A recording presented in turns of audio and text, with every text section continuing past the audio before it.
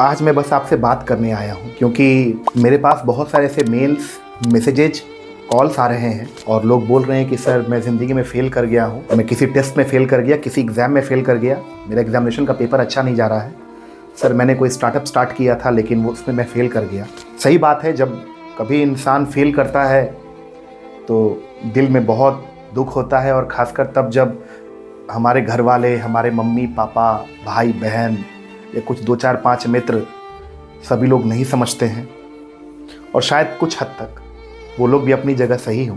पर मैंने अपनी ज़िंदगी में फेलियर को कैसे हैंडल किया, मैं वो ज़रूर आपसे शेयर करूँगा। शायद आपको मदद मिले, क्योंकि बतौर ऑथर और स्पीकर होने के नाते मेरी ये जिम्मेदारी है कि मैं अपने अनुभवों से, because most of the time I speak from my meaningful experience, तो मैं चाहता हूँ कि अपने अनुभव से आपको मदद कर सकूँ।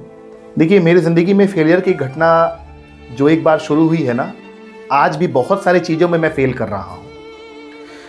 निसंदेह मैंने एक किताब लिखी, फिर दूसरी किताब लिखी, मोटिवेशनल प्रोग्राम्स मेरे अभी लोग मुझे बुला रहे हैं, इनवाइट कर रहे हैं, अवार्ड्स मिल रहे हैं, सब अपनी जगह है। लेकिन मैं अपने अनुभव से ये सीखा हूँ कि आप फेल हो जाइए लेकिन फिर से उठ जाइए। बहुत सिंपल है, फेल हो जाइए फिर से उठ जाइए। मैं बताऊं आपको कि 11th-12th में मैं गलत संगति में आ गया था। एक लड़की के साथ मित्रता हो गई थी और कुछ ऐसे दोस्त थे जिनके साथ मुझे मित्रता नहीं करनी चाहिए थी। होता है ना, टीनेज में एक बाबा बनने का शौक़, एक हीरो बनने का शौक़, वो शौक़ मुझ में आ गया और मेरी प्रॉपर काउंसलिंग नहीं की गई, ना ही मुझे प्रॉपर गाइडेंस मिला। शायद आज टीनेज में किसी को मिल रहा हो, शायद ना भी मिल रहा हो। मुझे तो ऐसा लगता है कि अभी भी स्थिति कुछ खास नहीं बदली है।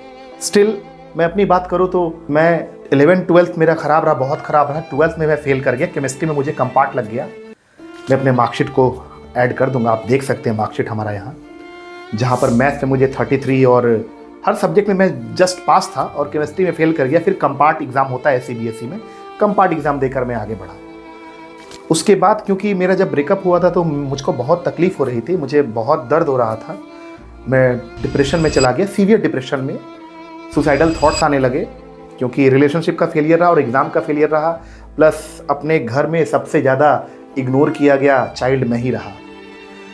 कारण जो भी हो, मेरी भावनाओं को, मेरी फीलिंग्स को बतौर टीनेजर मेरी मम्मी, मेरे पापा, मेरे बहन लोग नहीं समझ सके, तो बड़ा ही परेशान रहता था। लेकिन मुझे पता था कि मेरी लड़ाई खुद से है। उसके बाद मुझे लगा कि अब चीज़ें ठीक हो जाएंगी, लेकिन चीज़ें और बद से बदतर होती चली गई। तो 12th पास करने के बाद फिर मैं ग्रेजुएशन में नाम लिखाया। ग्रेजुएशन में 3-4 बार फेल हो गया। सबसे पहले मैंने पापा के प्रेशर की वजह से मैंने BCA लिया और तब तक करियर गाइडेंस, करियर काउंसलिंग नाम की कोई चीज़ थी नहीं उन ज़माने में, तो मुझे पता नहीं था कि 12th में मैथमेटिक्स मिलेगा BCA में। मैंने मैथमेटिक्स तो ले लिया, तो वहाँ मैं ड्रॉप कर गया। पिताजी बहुत गुस्साए कि तुमने पैसा बर्बाद कर दिया। मेरे पिताजी काफ़ी डोमिनेंट बिहेवियर था उनका, हाउएवर इंटेंशंस उनका हमेशा नोबल था। उसके बाद फिर मैं ग्रेजुएशन दोबारा किया, प्रयास किया BCom से करने का। बैचलर ऑफ कॉमर्स मैंने किया, तो BCom करने के बाद मेरे से वो भी नहीं हो पाया, BCom में मुझे ड्रॉप आउट करना पड़ा। तो मेरे हायर स्टडीज़ का भी बहुत बुरा हाल रहा, वहाँ भी मैंने फ़ेल किया। फिर मैंने बीच में एक कोचिंग खोला, 10% इंटरेस्ट मंथली पर। मैंने 25,000 रुपये लोन लिए थे, जिसका हर महीना 2,500 रुपये मुझे पे करना होता था। तो मैं कोचिंग में तकरीबन उस ज़माने में, मुझे याद है 2011-12 की 2012 की घटना है, मुझे ठीक से याद, 12 की ही घटना है, शायद 11-12 की घटना है, जहाँ पर मैंने एक कोचिंग खोला था।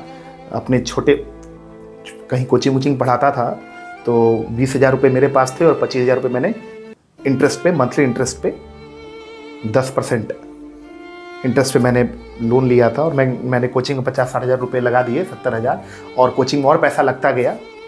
तकरीबन उस जमा 2012 में मैंने 1-1.5 लाख रुपये कोचिंग में लगा दी। फिर वहाँ पर मेरा कोचिंग बंद हो गया, मैं मैनेज नहीं कर पाया और बिज़नेस आता ही नहीं था कि किस तरह से बिज़नेस को सही से चलाया जाता है।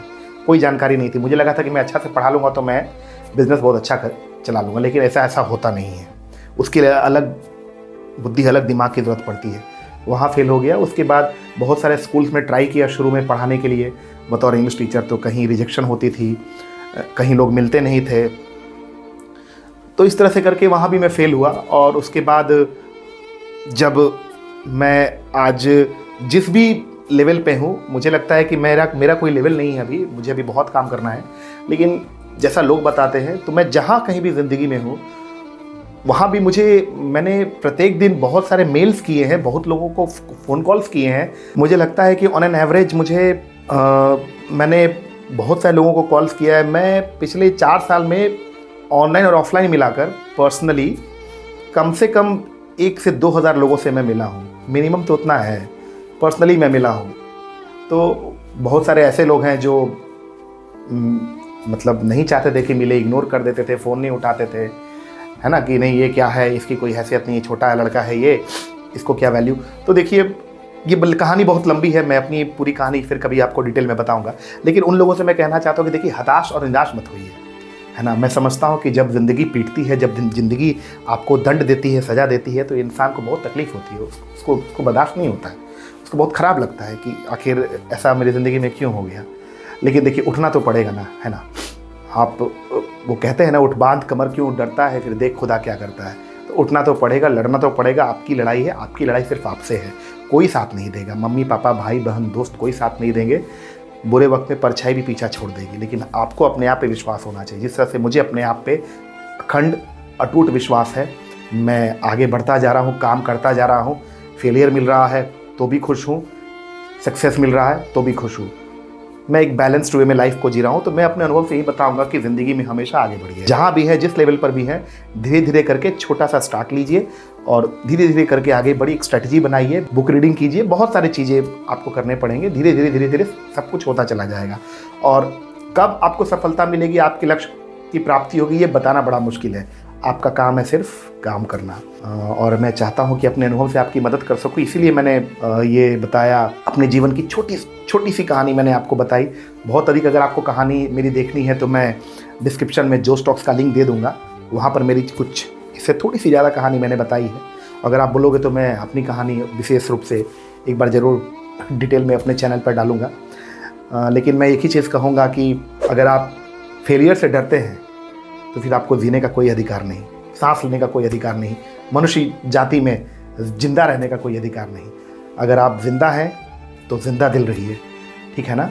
उसूलों पर आओ तो टकराना ज़रूरी है, और जिंदा हो तो जिंदा नज़र आना ज़रूरी है। अपना ख्याल रखें, और कोई भी समस्या हो आप मुझे ईमेल करें।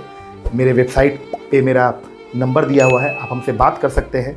मैं हमेशा आपके साथ हूँ। You are not alone.